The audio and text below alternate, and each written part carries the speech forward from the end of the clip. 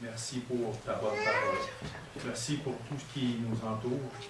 Ce matin, on veut s'arrêter, on veut vraiment, littéralement, Père, ouvrir ta parole, afin que tu puisses nous instruire, tu puisses nous enseigner, tu puisses nous encourager, Seigneur Dieu. Alors, merci de ton amour extrême, merci de toute ta bonté. Dans notre ton Fils, Amen. Amen. Nous allons tourner dans Hébreux chapitre 12, s'il vous plaît. Hébreux chapitre 12, et à partir du verset 5 au verset 11. Hébreux chapitre 12, versets 5 à 11. Et nous lisons. Et vous avez oublié l'exhortation qui vous est adressée comme à des fils. Mon fils, ne méprise pas le châtiment du Seigneur. Et ne perds pas courage lorsqu'il te reprend. Car le Seigneur châtie celui qu'il aime. Il frappe de la verge tous ceux qu'il reconnaît pour ses fils. Supportez le châtiment.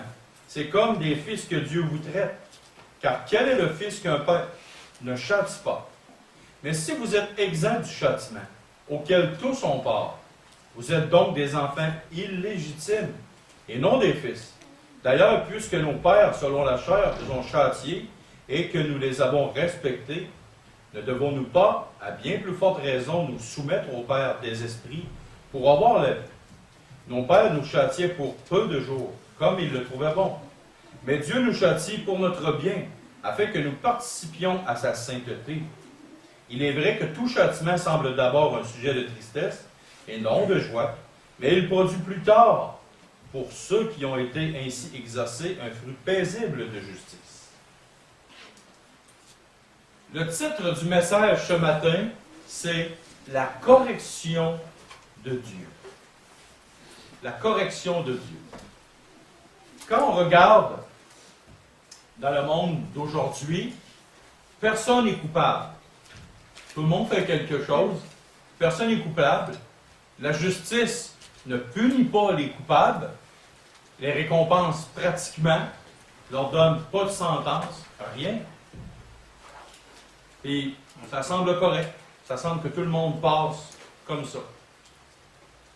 Mais est-ce que Dieu, dans sa bonté, dans sa grandeur, dans sa toute-puissance, corrige encore aujourd'hui?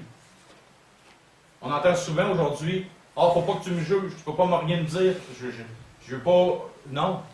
Mais Dieu, lui, dans sa personne, est-ce que Dieu, pour nous comme enfants, il peut nous corriger? Oui, il peut nous corriger.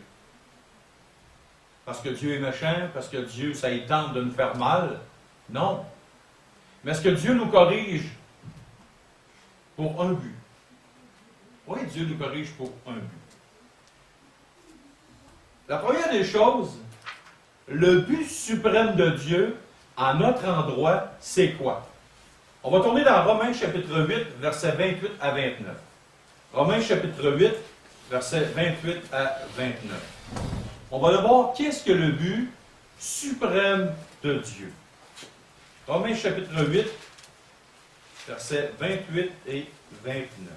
Qu'est-ce que c'est le but de Dieu?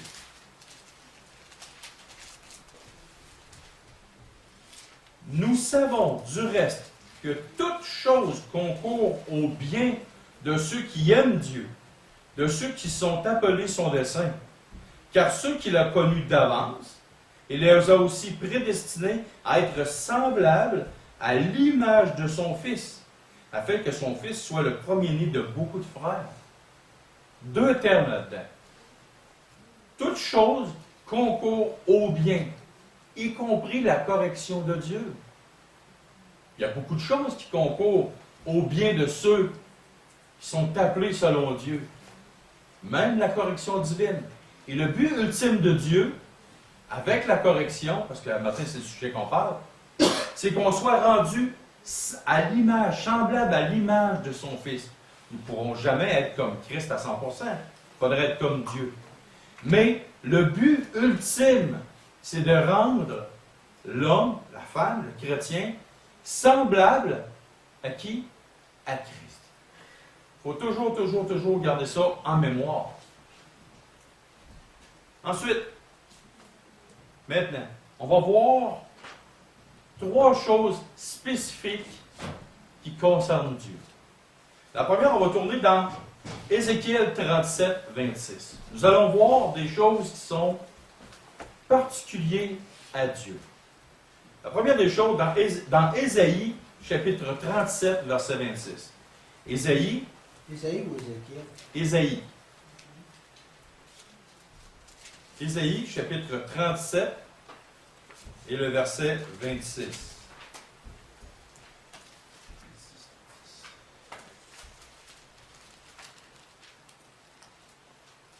Souvent, on reçoit une correction de Dieu ou une espèce d'épreuve, puis on se demande, ouais, mais c'est quoi ça? De où que ça vient? Comment ça? Qu'est-ce que j'ai fait? On se pose la question. Mais il y a 3 affirmations qu'on va citer dans la parole de Dieu, puis ça va nous apprendre quelque chose. La première chose, Ésaïe 37, verset 26, une partie du verset 26. N'as-tu pas appris que j'ai préparé ces choses de loin et que je les ai résolues dès les temps anciens? Maintenant, j'ai permis qu'elles s'accomplissent. Donc, quand Dieu nous corrige sur quelque chose dans notre vie, il faut toujours avoir comme premier principe de base que Dieu a préparé ces choses de loin. Parce qu'il savait, Dieu est omniscient, il savait toutes choses. Donc, de loin, on préparait quelque chose, une correction. Il avait résolu dès les temps anciens, parce qu'il savait, il avait déjà préparé la correction, avant même la fondation du monde. Et il a maintenant permis qu'à ce moment-là précis dans ta vie, ça s'accomplisse. Première chose qu'il faut savoir de Dieu. Dieu le savait que tu allais faire ça, et Dieu avait déjà préparé d'avance ce qui te concerne en ce moment-là. Premier principe qu'il faut apprendre. Le deuxième principe, on va le voir dans Lamentation de Jérémie, au chapitre 3, versets 37 à 42. Qui dira qu'une chose arrive sans que le Seigneur l'ait ordonné? N'est-ce pas la volonté du Très-Haut que viennent les maux et les biens, les coups durs et les bonnes choses? Pourquoi l'homme vivant se plaindrait-il? Que chacun se plaigne de ses propres péchés. Recherchons nos voies et sondons-les, et retournons à l'Éternel. Élevons nos cœurs et nos mains vers Dieu qui est au ciel. Nous avons péché, nous avons été rebelles, et tu n'as point pardonné. Voyez-vous, ici, il y a un autre principe qu'il faut aller chercher. On ne devrait pas se plaindre. Pourquoi se plaindre? Si la correction de Dieu vient sur toi, parce que ce n'est pas la faute du voisin. Souvenez-vous d'Adam et Ève. Dieu avait dit à Adam, tu es responsable du jardin, touche pas à l'arbre de la connaissance du bien et du mal. C'est lui qui a un peu le contre-maître, le gérant du jardin. Sa femme vient plus chaud. Puis là, Adam il était à côté. Ève touche à l'arbre, elle regarde, elle a une discussion avec le diable, puis elle prend le fruit de l'arbre défendu, elle le mange, elle le donne à son mari. Première réaction de Adam, qu'est-ce qu'il dit? Dieu lui demande, où t'étais? Qu'est-ce que tu as fait? Pourquoi tu as fait ça?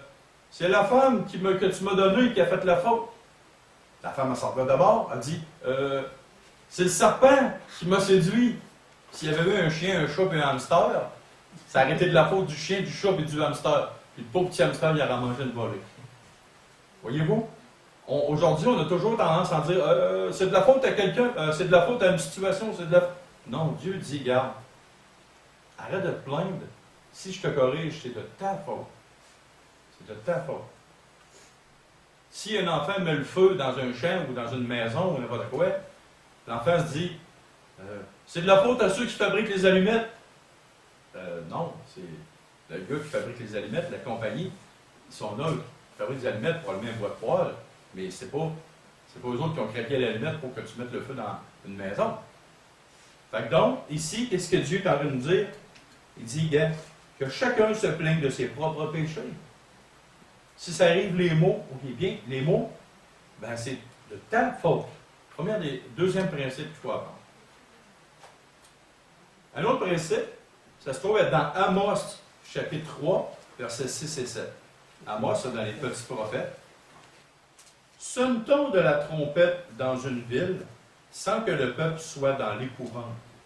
Arrive-t-il le malheur dans une ville sans que l'Éternel en soit l'auteur? Car le Seigneur, l'Éternel ne fait rien sans avoir révélé son secret à ses serviteurs, les prophètes. Oh, un autre principe. Quand une personne fait un acte, une chose, est-ce que Dieu corrige, bang, à l'instantané? Tao! Tu commets une faute, tu commets un péché, tu manques ton coup, paf, tu reçois la correction divine, la seconde même. Non, c'est pas comme ça que Dieu fait. Mais comment est-ce que Dieu regarde? Comment est-ce que Dieu agit? On répète. Sonne-t-on de la trompette dans une ville, sans que le peuple soit dans l'épouvante? Qu'est-ce que c'était une trompette? Ça annonçait qu'il y a un ennemi qui s'en venait. Le groupement, quelque chose. Tu sais, fait comme ça, il y avait des gardes, il y avait des gens qui surveillaient autour de la ville. Puis là, ils sonnaient de la trompette, hey, l'ennemi s'en vient, là, ils n'ont pas une journée avant d'arriver, une demi-journée, tu sais. Comment est-ce qu'ils étaient capables de voir loin? Fait avant que l'ennemi soit là, hein? Tu sais, il y avait des trompettes qui sonnaient. Et puis là, il s'est marqué ici, arrive-t-il le malheur dans une ville sans que l'Éternel en soit l'auteur? Quand il arrive quelque chose dans ta vie, sois sûr et certain que c'est Dieu qui est au contrôle. Puis c'est Dieu qui en est l'auteur. Fait que cherche pas de midi à 14 heures. C'est Dieu qui est en train de te corriger, puis sois sûr et certain que c'est lui qui te corrige. Il n'y a pas d'autre échappatoire. OK? Et puis là, il te dit, car le Seigneur l'Éternel ne fait rien sans avoir révélé son secret à ses serviteurs les prophètes. Ça veut dire qu'avant que tu aies une correction, Dieu t'avertit longtemps d'avance, avant que ça t'arrive.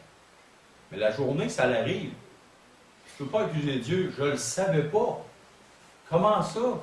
Non, tu t'es fait avertir par soit la Bible, soit par les chrétiens, soit par les circonstances de la vie, et là, on va dire que la hache de Dieu tombe sur ta tête. Ça ne veut pas dire qu'il va te tuer, là, mais c'est ça. Dieu avertit toujours plusieurs fois d'avance avant qu'il y ait une conséquence lourde qui t'arrive. Bon, maintenant, on va retourner au texte de Hébreux, chapitre 12. Ici, il y a certains mots qu'il faut vraiment regarder. OK?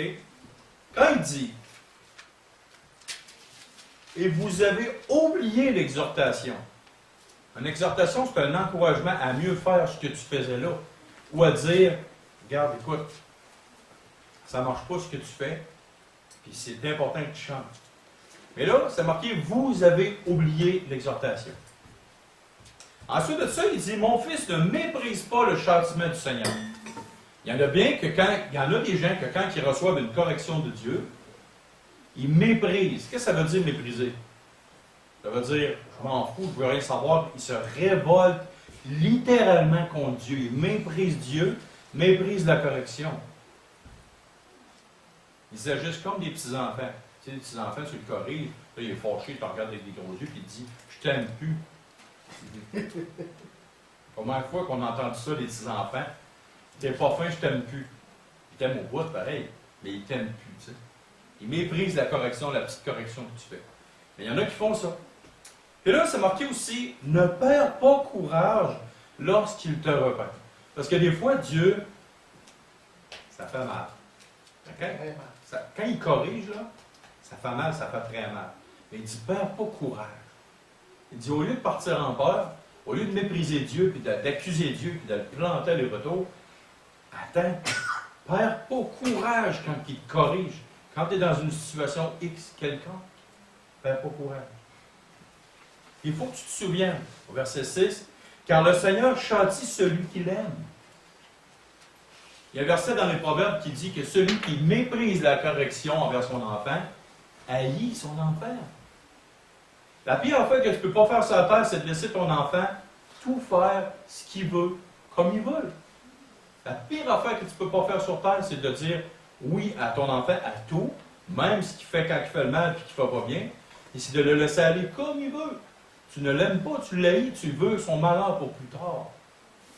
Il va avoir des problèmes toute sa vie si l'enfant n'est jamais corrigé. Jamais, jamais. Dieu, quand il nous châtie, quand il nous corrige, c'est parce qu'il nous aime. Parce que nous sommes son enfant, ses enfants. On reconnaît une chose aussi. Et il frappe de la verge tous ceux qu'il reconnaît pour ses fils.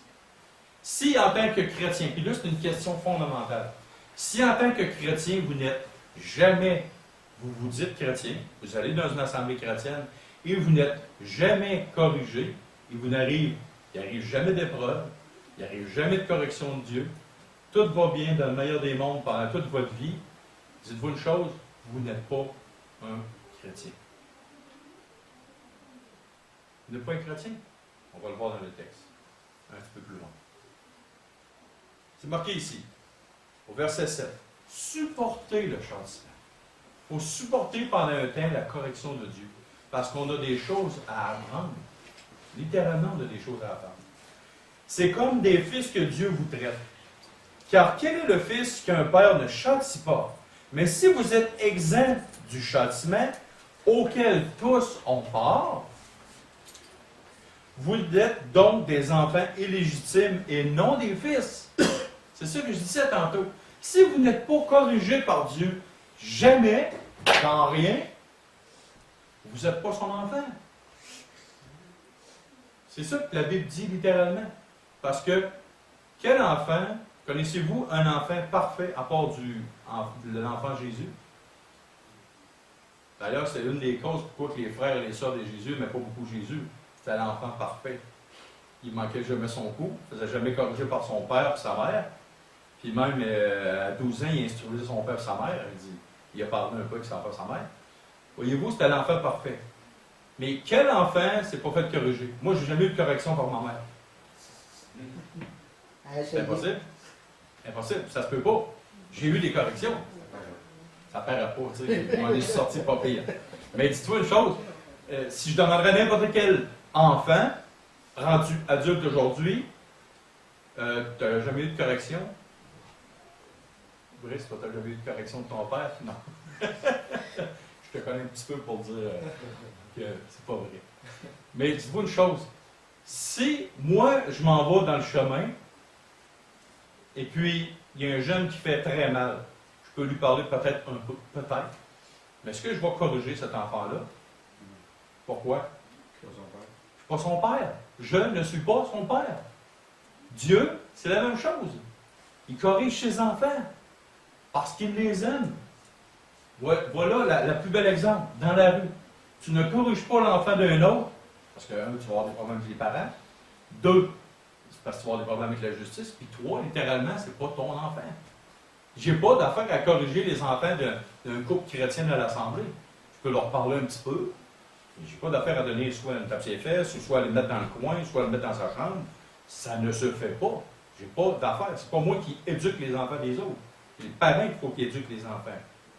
Mais là, ici, Dieu dit que si tu n'as pas part, littéralement ici, auquel tous ont part, si tu n'as pas part à la correction des enfants de Dieu, tu n'es pas enfant de Dieu. Donc, repens-toi et demande pardon. Ici, verset 9. D'ailleurs, puisque nos pères selon la chair nous ont châtiés et que nous les avons respectés. Brice, ton père t'a corrigé, je le sais.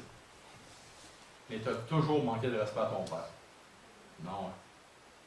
Pourtant, Brice, il s'est fait corriger. Il s'est fait serrer les ouïes qu'on appelle là. Quand ça ne marchait pas, son père dit hey, viens ici, toi. Patrick, je suis sûr que ton père t'a corrigé. Moi, je peux dire, mon père ne m'a jamais corrigé. Je les connais à l'âge de 21 ans. Avec lui, il m'a jamais corrigé. Ma mère m'a corrigé. Quand je faisais quoi de travail, je le savais. Ça, c'était sûr et certain que je le savais. Tous les gens que les parents ont aimé leurs enfants ont corrigé leurs enfants. Ça, c'est une nécessité parce qu'on les aime. Mais on les reste. Les parents nous ont respectés. J'ai corrigé mes propres filles. Mes enfants me respectent beaucoup. Et même, ils ont plus de respect, les enfants qui ont été corrigés, que ceux qui n'ont pas été corrigés. Ça, c'est une évidence même. Et puis là, c'est marqué, ne devons-nous pas, à bien plus forte raison, nous soumettre au Père des esprits pour avoir la vie? Est-ce que c'est pour avoir la vie éternelle ou c'est pour une autre sorte de vie? Pas pour avoir la vie éternelle. On a déjà la vie éternelle. Mais quand il dit non, regarde un des commandements dans l'Ancien Testament, c'est quoi? Honore ton père et ta mère. C'est le seul commandement qui a une promesse, afin que tes jours se prolongent. C'est ça qu'il dit ici. Regarde, ne devons-nous pas, à bien plus forte raison, nous soumettre au Père des esprits pour avoir la vie? Si tu te soumets au Père, rappelons-nous que dans le Nouveau Testament, il y a un texte qui dit qu'il y a des péchés qui ne conduisent pas à la mort, mais il y a d'autres péchés qui conduisent à la mort. Puis l'apôtre disait, je ne vous demande pas de prier pour ces péchés-là. Il y a certains péchés que certains chrétiens font.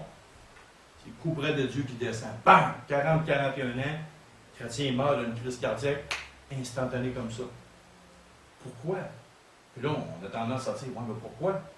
Et si on gratterait un peu plus dans la vie de la personne, oh, peut-être que ça fait longtemps que Dieu avertit. Mais ce péché-là qu'il commettait continue, régulier. Bien, prenons l'exemple dans les Actes des Apôtres, Ananias et Saphiras, qui ont menti littéralement au Saint-Esprit. Ça n'a pas passé. Qu'est-ce qui est arrivé avec les deux personnes? La mort automatique d'un coup.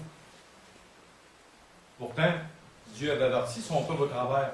Ils mettaient tous en commun, ils étaient tous là, présents, le Saint-Esprit était en eux. Ils ont commis des fautes que Dieu a jugé que c'était la mort. Il n'y a personne dans le groupe des apôtres. Moi, mais comment ça, Dieu, tu as fait telle affaire, telle chose, telle chose? Non, ils ont respecté. Dieu. Prenons l'exemple de l'Ancien Testament. Quand les deux fils d'Aaron ils ont amené un feu étranger dans l'autel de l'Éternel, qu'est-ce qui s'est produit? Le feu est sorti, ils ont consumé les deux hommes. Parce qu'ils ont commis un péché qui était... Non, ça ne pouvait pas passer auprès de Dieu.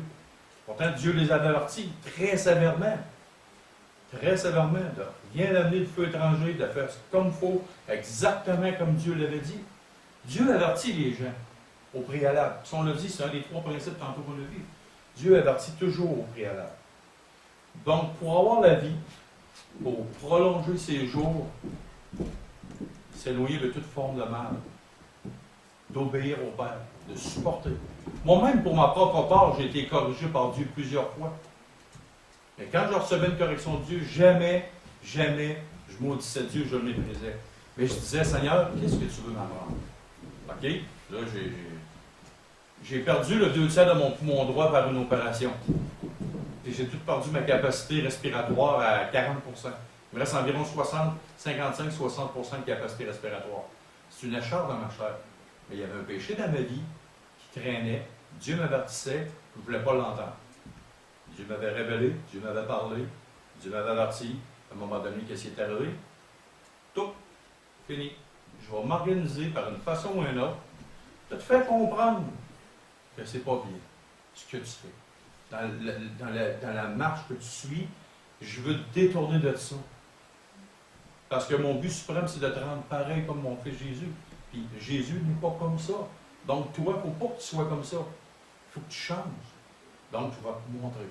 Ça a fait mal. Ça a fait mal moralement, ça a fait mal intellectuellement, et ça a fait mal aussi physiquement. Très mal physiquement. Mais aujourd'hui, je bénis Dieu d'avoir eu cette chose-là. Parce qu'il m'a corrigé. Merci Seigneur d'avoir vécu ça. On continue. Verset 10. Nos pères nous châtiaient pour un peu de jour, comme ils le trouvaient bon. Mais Dieu nous châtie pour notre bien, afin que nous participions à sa sainteté. Oh! Dieu nous châtie pour qu'on puisse participer à sa sainteté. Qu'est-ce que ça veut bien vouloir dire? Le but ultime, c'est de nous rendre comme Christ. Christ est saint, est parfait, est irréprochable. Mais le but ultime de Dieu, c'est quand il nous châtie pour un peu de temps, c'est afin qu'on participe à sa sainteté. Et prenez l'exemple d'un escalier. Le plus bel exemple que j'ai pour ça, c'est un escalier. Puis chaque marche représente un péché. Mettons, on va prendre la première marche, c'est l'orgueil. L'homme est orgueilleux ou la femme est orgueilleuse. Premier péché. On va prendre une autre marche, mettons, la gourmandise. On prend une autre marche, l'alcoolisme. On prend une autre marche, l'amour de l'argent. L'hypocrisie. Tu sais, tu peux avoir des escaliers là, à vitam aeternam, des marches. OK? Autant qu'il y a de péché, autant qu'il y a de marche. Le but de Dieu, c'est de te faire monter l'escalier. Puis en haut de l'escalier, c'est vous, c'est qui? C'est Christ. Le but, c'est que tu atteignes la stature comme Christ est. Pas dans sa divinité, mais dans sa personne. La perfection. Dieu, quand ça va être l'enlèvement, où est-ce que tu vas être rendu dans ton escalier, il va te prendre et il va finir le travail. Il va vraiment te parfaire. Il va vraiment te mettre parfait en totalité. Mais présentement, ce que Dieu désire, c'est de te faire monter chaque marche et d'être sur le dessus du péché. C'est comme si, mettons, qu'au début, tu aimais l'argent au bout, puis tu étais amoureux de l'argent. Puis là, maintenant, Dieu, par une conséquence X, t'a appris qu'il ne faut plus que tu aimes l'argent. C'est bien l'argent pour faire du bien autour, pour payer nos comptes. Dieu n'est pas interdit de... Mais Dieu, ce qu'il ne veut pas, c'est que ça devienne une première place dans ta vie. Un idole dans ta vie. Il ne faut pas que tu vives juste pour faire de l'argent. Parce que là, ça devient un péché. Et si tu vis pour avoir une paye, pour avoir un salaire, pour payer ta maison, mettre de la nourriture sur la table, Dieu est pour ça. C'est pas de problème avec ça. Mais c'est de tomber amoureux de l'argent et que la première place soit l'argent. Puis qu'un chrétien soit multimillionnaire, c'est pas grave. Que le chrétien soit pauvre, ben là, c'est plus tannant. Le but, c'est que si tu es millionnaire, tu fais beaucoup de bien avec ton argent. Ah, Dieu t'a pourvu pour que tu fasses la libéralité avec, que tu sois généreux de ton argent. Tu secours les saints. Mais tout est bien fait par Dieu. Là, nous, Dieu, ce qu'il veut, c'est nous prendre et nous faire monter chaque marche de l'escalier du péché, puis qu'on monte, puis qu'on ait des victoires sur nos péchés. Littéralement ça. Puis de plus en plus qu'on participe à sa sainteté. Parce que quand tu as la victoire avec un péché qui est en arrière, ben là, tu as la victoire sur le péché. C'est ça, notre but ultime.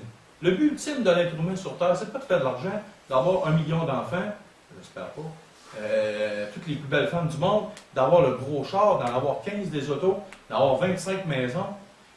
Tu sais, exemple, prenons Céline Dion. Est-ce que c'est le but de Dieu pour Céline Dion qu'elle ait autant de richesses que ça? Non. Le but, pour tout être humain, c'est que Dieu veut te rendre semblable à son Fils, parce que tes richesses, tout ce que tu possèdes sur terre, c'est rien, c'est du vent. Ce que tu possèdes, la réalité de ce que tu possèdes,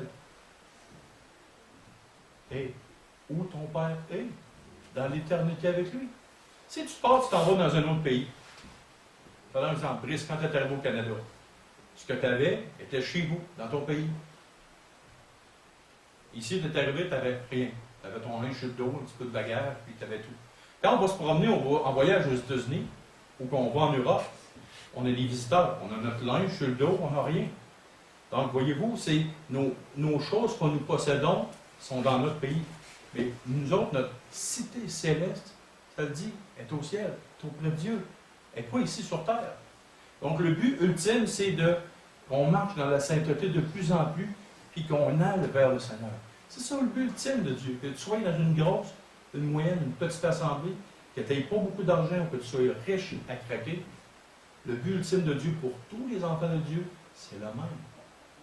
Participer à la sainteté de Dieu, s'en aller en direction vers Christ et lui ressembler de plus en plus.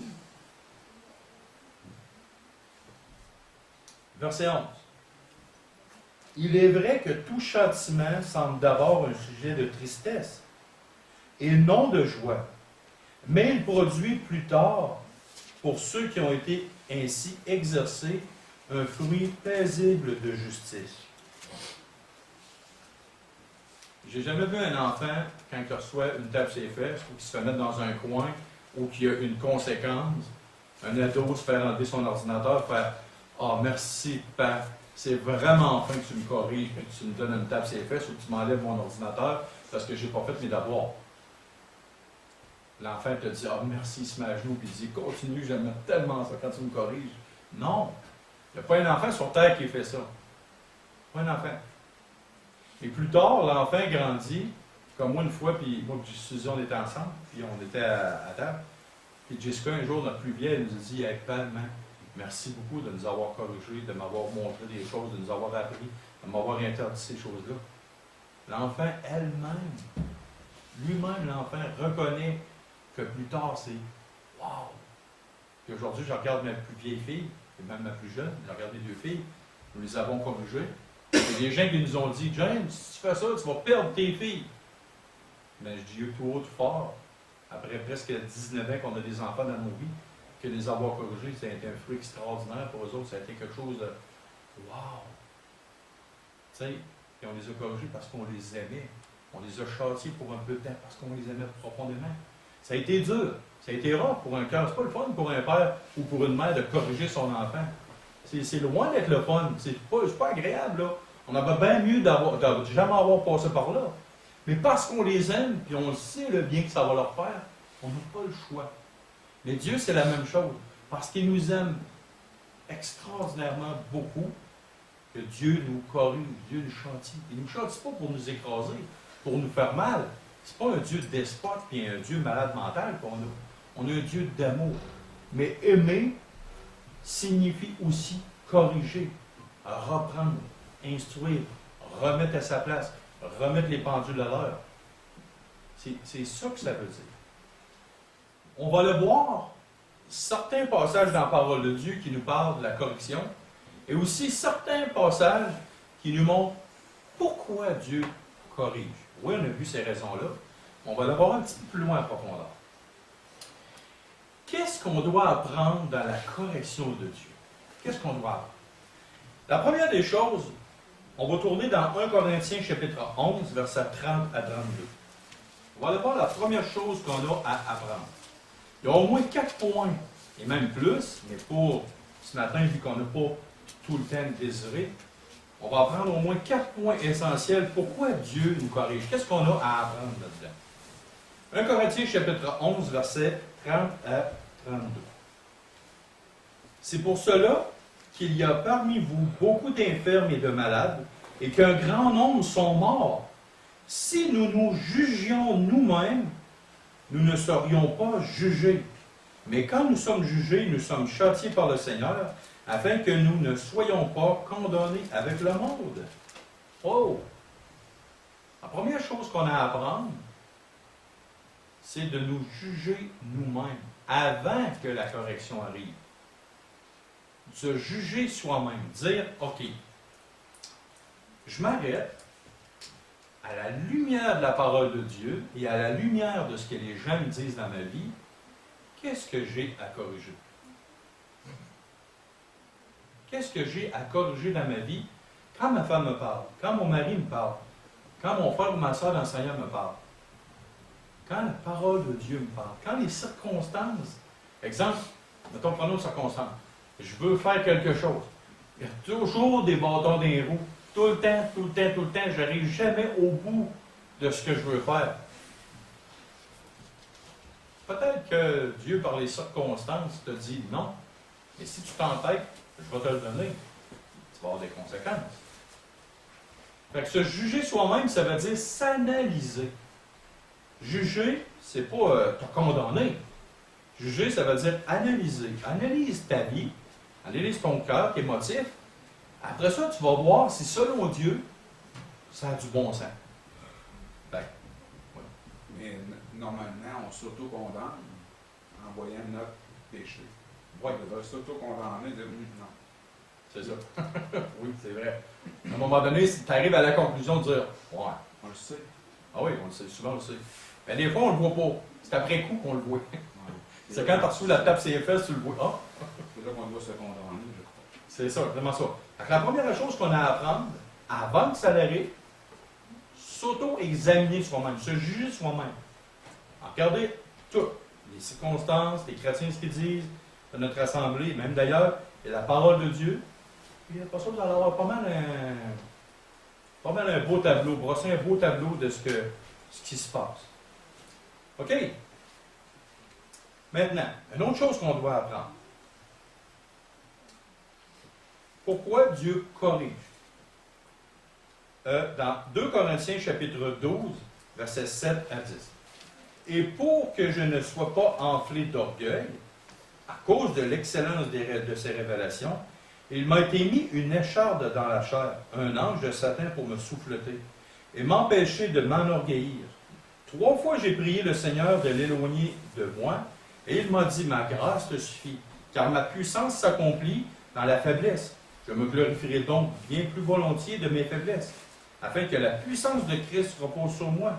C'est pourquoi je me plais dans les faiblesses, dans les outrages, dans les calamités, dans les persécutions, dans les détresses pour Christ. Car quand je suis faible, c'est alors que je suis fort.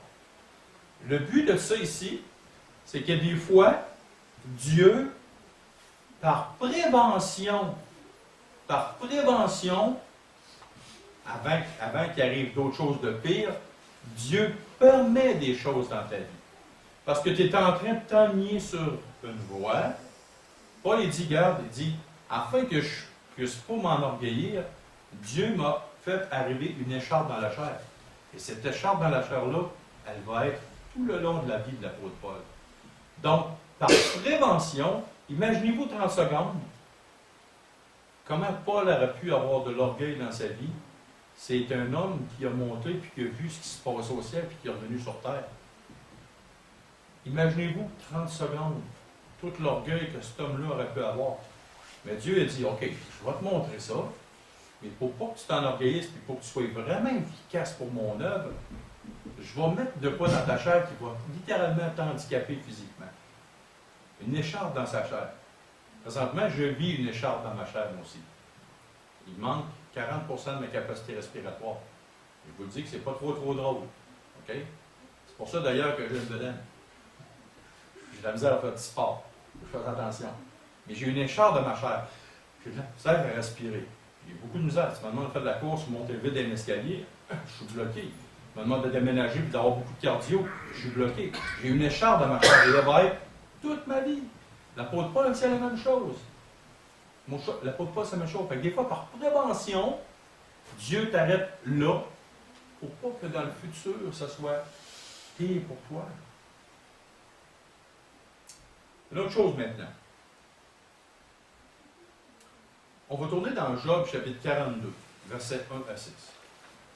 Job répondit à l'Éternel et dit, « Je reconnais que tu peux tout et que rien ne s'oppose à tes pensées. Quel est celui qui a la folie d'obscurcir mes desseins? Oui, j'ai parlé sans les comprendre, de merveilles qui me dépassent et que je ne conçois pas. Écoute-moi et je parlerai. Je t'interrogerai et tu m'instruiras. Mon oreille avait entendu parler de toi, mais maintenant mon œil t'a vu. C'est pourquoi je me condamne et je me repens sur la poussière et sur la cendre. » Pourtant, Job, c'est décrit les premiers 2 chapitres, c'était un homme intègre et droit dans sa voie. C'était un homme qui était juste devant Dieu. Même Dieu l'a cité à Satan comme un modèle d'humain sur terre. Mais à la fin, Job a découvert son péché. Job a découvert son péché. Il pensait être arrivé. Il était parvenu. Il pensait, puis même lui disait, ah ben, parce que mes fils ont péché, je vais faire des sacrifices pour eux. Pourquoi il n'a jamais fait de sacrifice pour lui? Il était arrivé. Il pensait qu'il connaissait Dieu. Il pensait qu'il était un homme bien, un homme bon. Il était parvenu. Oui, c'était une forme d'orgueil. Oui, c'était de l'orgueil. Il était rendu. Il offrait des sacrifices au cas que ses fils aient péché. Il aurait pu offrir des sacrifices en même temps pour lui. À un moment donné, qu'est-ce que Job lui-même dit? Il dit, oui, j'ai parlé sans les comprendre de merveilles qui me dépassent et que je ne conçois pas. Il parle au travers son chapeau. À un moment donné, c'est pour ça les 2 derniers chapitres, c'est pour ça le chapitre 38, 39, 40, 41, Dieu pose des questions à Job. Où étais-tu quand j'ai fait la terre? Où? Explique-moi ça. Dis-moi-le. Essaie de comprendre. Essaie de me dire qu'est-ce que c'est ça. Job, à la fin, il fait, oh, je ne suis tellement rien. Donc, l'homme qui dit devant Dieu, moi je suis arrivé, de penser qu'on est un chrétien plus supérieur à la moyenne, de penser qu'on est un chrétien qui a tout connu de Dieu. Dieu, des fois, nous sert la vis. Parce que, pour ma part, il y a une chose que j'ai appris après 24 ans de vie chrétienne. Plus que je lis sur Dieu, plus que je m'aperçois que je connais rien. Dieu est infini. Je pourrais lire des livres sur toutes les plantes du monde entier. J'aurais passé de ma vie, puis ça, c'est une plante. J'ai appris dernièrement une chose. C'est que la Terre, si le Soleil était creux, la Terre rentrait 10 millions de fois dans le Soleil. Si le Soleil était... il y avait une autre planète qui nommait, et dit si le Soleil pourrait rentrer 100 millions de fois dans cette planète-là, une planète lointaine en dehors de notre galaxie. Puis il nommait, le monsieur, là, c'est un astrophysicien, il nommait des choses, comment est-ce que la Terre, le Soleil, quelque chose pour rentrer des millions de fois dans une autre planète. Puis ça, c'est marqué que Dieu tient l'univers dans le creux de sa main. On ne connaît rien de Dieu. On n'est pas arrivé, on est tellement infime. On a le cerveau comme des fourmis à comparer de nous, là, tu sais. Fait que c'est ça, Dieu. Fait que l'homme pense être arrivé, il n'est rien. C'est ça que Job reconnaît dans son cœur, dans son âme. Lui, c'est correct. On fait des sacrifices pour les autres, mais pas pour nous. Une autre chose. On va tourner dans Proverbe, chapitre 27, versets 5 et 6. Le quatrième principe. Qu'est-ce que c'est dit? Mieux vaut une réprimande ouverte qu'une amitié cachée. Les blessures d'un ami prouvent sa fidélité, mais les baisers d'un ennemi sont trompeurs. Verset 6. Les blessures d'un ami prouvent sa fidélité. Je considère, quand Dieu a dit que Abraham était l'ami de Dieu, à l'inverse, c'était que Dieu est l'ami d'Abraham aussi. Ce n'est pas juste dans un sens, l'amitié, c'est dans les deux sens. Je considère que Dieu est mon ami. Oui, il est mon Père. Oui, il est l'amour de ma vie. Mais il est aussi profondément mon ami. Et la preuve que Dieu est mon ami, je peux aller à lui et lui confier ce qu'il y a sur mon cœur. Mes tristesses, mes fardeaux, mes joies. Je peux lui parler librement. Dieu est un ami. Mais qu'est-ce que c'est dit dans le proverbe? La réprimande ouverte prouve sa fidélité. Pourquoi Dieu, quand Dieu me réprimande, quand Dieu me serre la vis, comme on dit, en bon québécois, Dieu serre la vis, que Dieu fait passer par là, parce qu'il veut me transformer, et par ça, il prouve sa fidélité envers moi. Dieu est fidèle dans son amour, il est égal et il me corrige. Donc, quand Dieu nous corrige, quand Dieu amène une épreuve, quand Dieu permet que cette chose-là arrive, wow, Seigneur Dieu, tu es fidèle dans ma vie, parce que tu t'occupes de moi comme son papa s'occupe de son enfant. Comme un père s'occupe de son enfant, je suis fidèle parce que je corrige mes enfants. Je ne suis pas en train de les détruire, je ne suis pas en train de les battre. Comme j'ai déjà dit à quelqu'un, quand tu corriges une faute sur une feuille avec un efface et un crayon, tu n'es pas en train de fesser sa feuille. Tu effaces une petite erreur, tu remets un S ou tu rajoutes un R au lieu d'un E accent aigu pour faire E. C'est une correction. Tu n'es pas obligé de fesser sa feuille pour corriger. Il y a différents aspects à la correction de Dieu. Dieu n'est pas en train d'arriver avec un éclair qui vient du ciel, bang, tu pognes 150 000 watts de courant électrique. Hein? À tous les fois qu'un chrétien pêche, il y a un éclair qui tombe du ciel. C'est pour ça.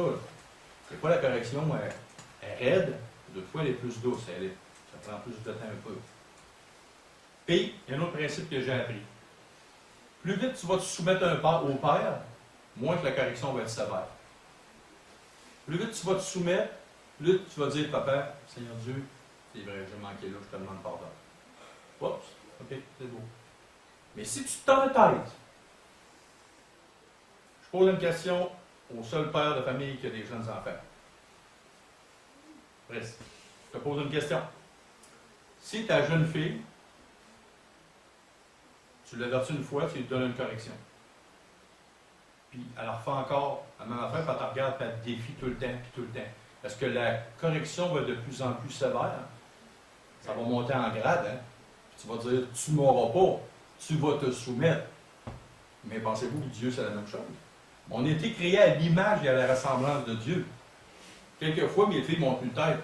J'ai serré à la vis, j'ai dit à mes filles, j'ai dit, jamais vous allez arriver au bout de votre père. Mais pour Dieu, c'est la même chose. On n'arrivera jamais au bout des corrections de Dieu. Dieu a toujours un plan de match pour amener une plus grande sévérité. Donc, tout de suite, quand tu décides, oui Seigneur, ok, je me souviens, c'est vrai. Je te demande pardon, j'ai manqué, ah, ok, le Père est moins sévère. Bon. Et même des fois, tu t'es embarqué dans une voie, ok, bon, Dieu, oui, tu as mangé ces conséquences-là, mais après ça, Dieu va s'organiser que ça soit moins pire pour toi. Qu'est-ce que nos cœurs devraient désirer? En terminant, qu'est-ce que nos cœurs devraient désirer? Du plus profond de notre vie, du plus profond de notre cœur. Là, on a vu une théorie, mais maintenant, je vais vous donner un devoir, comme à l'école. Le professeur t'enseigne, et après ça, il donne des devoirs. Les enfants, qu'est-ce qu'ils disent? Oh non, pas des devoirs encore, c'est tannant. Moi, je serais un pro pour pas de devoirs, parce que j'aime pas les devoirs, j'ai jamais aimé ça. Mais je vais vous en donner un pareil. Et votre devoir, ça va être dans le psaume 139, et le verset 23 et 24. Psaume 139. Ça va être votre devoir pour le reste de votre vie. C'est un devoir, hein? Un devoir pour le reste de votre vie. Et pour la mienne aussi. Psaume 139, versets 23 et 24. Le plus beau devoir de votre vie. Le plus dur est toute votre vie. Le plus long. Psaume 139.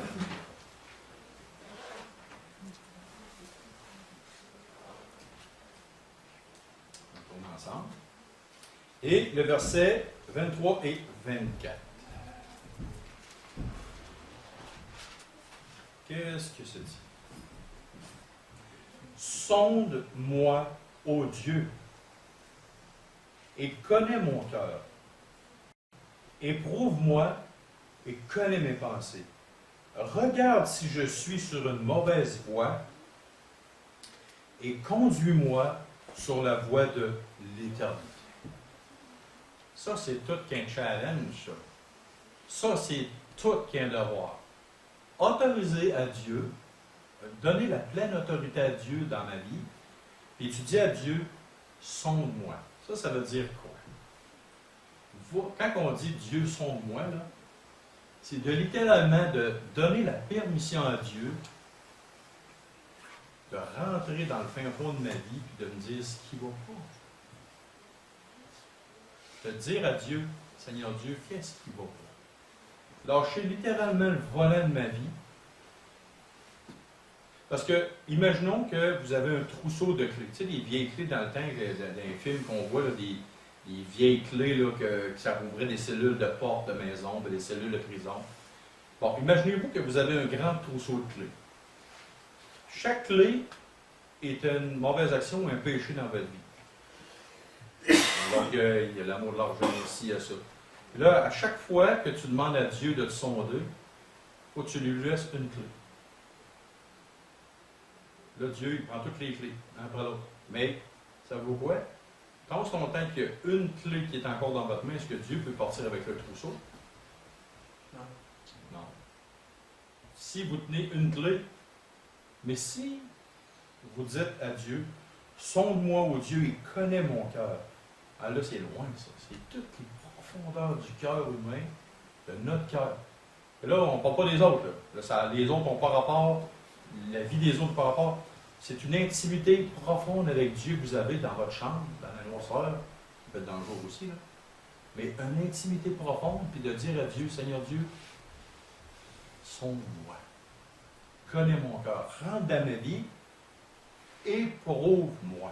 Ça veut dire, je te donne le droit. Littéralement, sur ma vie, je te donne tout le droit de me sonder et de me corriger. Quand il dit éprouve-moi, ça veut dire corrige-moi. Corrige-moi. Et connais mes pensées. C'est quoi les fins fonds? Puis en passant, Jérémie dit que le cœur de l'homme est tortueux par-dessus tout. Qui peut le connaître? Il y en a un qui le connaît, c'est Dieu. Donc, de donner la permission à Dieu de me sonder, de donner la permission à Dieu de me corriger, de donner la permission à Dieu de connaître toutes mes pensées profondes de mon cœur, puis de regarder si je suis sur une mauvaise voie, puis après ça, de me conduire dans la voie de l'éternité. Ça va être votre devoir, le reste de votre vie. Et venez pas me parler de résultats à moi. Ça vous quoi? Ça m'intéresse même pas. Jusqu'à une certaine limite. Parce que c'est votre vie avec Dieu. Ce qui m'intéresse, que vous venez me dire, si vous voulez m'en parler, j'ai eu une victoire dans ma vie. Hey, c'est vrai, Dieu m'a montré telle chose. Je vais tellement être heureux pour vous. Moi, je ne peux pas rien faire pour vous. Je peux vous encourager, je peux vous montrer dans la parole, mais de là à avoir la victoire dans vos vies, je ne peux pas rien faire pour vous. Mais c'est Dieu. Si vous demandez à Dieu, sauve-moi, éprouve-moi, regarde mon cœur, mes pensées. Et surtout, Seigneur Dieu, enlève ce qui n'est pas de toi. Dégage-moi des choses qui ne sont pas de toi. C'est comme ça que nous allons de plus en plus grandir vers la sainteté. Quand c'est toi qui as le dernier mot. Hein? C'est toi qui as le dernier mot sur un péché. Si Non. tu ne veux pas te le corriger, le Seigneur a beau dire que tu voudras. Non, mais le Seigneur, il va finir par te casser en deux. Ouais. C'est sûr. C'est pas toi qui as le dernier mot. Mais t'es mieux de dire ça, sincèrement à Dieu, que de littéralement arriver et dire ben non, je m'entête. Là, tu vas voir que le Seigneur est plus fort que Ça toi. va faire ça plus mal. Ouais. Fort. Oui, Patrick. Mais le pouvoir du péché, c'est pas nous autres qui l'a. C'est Dieu qui a le pouvoir du péché. Ce que je veux dire par là, c'est que moi, je ne peux pas grand-chose face au péché.